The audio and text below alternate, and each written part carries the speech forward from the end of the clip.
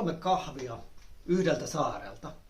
Olette ehkä miettineet joskus, että mikä näissä nyt sitten on ero. Eli Balilta tullutta kahvia. Sitä on tällainen tummapahtoinen. Sitten on tällainen, missä lukee pelkkä Bali. Ja sitten on vielä Bali Espresso. Ja nyt kun te käännätte tänne taakse, niin te huomaattekin tuolta, missä on kerrottu alkuperä. Että ahaa, tää tuleekin kaikki Balilta.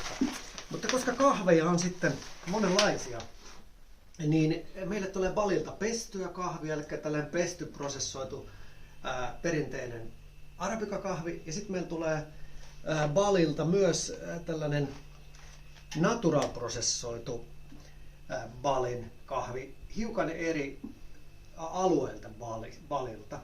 Eli tämä on niin sanottu Bali Kintamaani, eli se on Kintamaanin maakunnasta, sieltä kasvaa siellä tulivuoren rinteellä. Ja sitten on tällainen, mitä käytetään täällä tummapaatossa, se on sitä pestua arabikaa, niin se on Tirta nimiseltä maakunta-alueelta sieltä. Ja hiukan myöskin siinä vulkaanisessa maaperässä kasvanutta, hyvin eri makuisia kahveja. Ja sitten tulee vielä kolmas, mikä tämä kolmas on, Bali Espresso.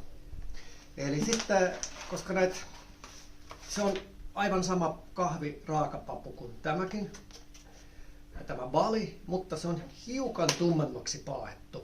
Eli aika usein moni luulee, että espresso on joku mystinen kahvilajike tai jotakin, että sitä ei voi käyttää sitten esimerkiksi suodattimeen. Mutta kyse on vaan sellainen, että on tehty paahto, joka uuttuu hyvin espressokoneessa. Mutta samaa kahvia voi ihan hyvin käyttää, jos tykkää, että on vähän tummapahtoinen suodatin kahvi. Ja kokee, että tämä Bali Natural keskipaahto on liian vaalea omaan makuun, niin sitten voi ottaa tämän Bali Espresso Naturalin ja tehdä sen sitten suodatin koneella ihan hyvän tummapaahdon saa siitä. Eli 3 vaihtoehtoa Balilta.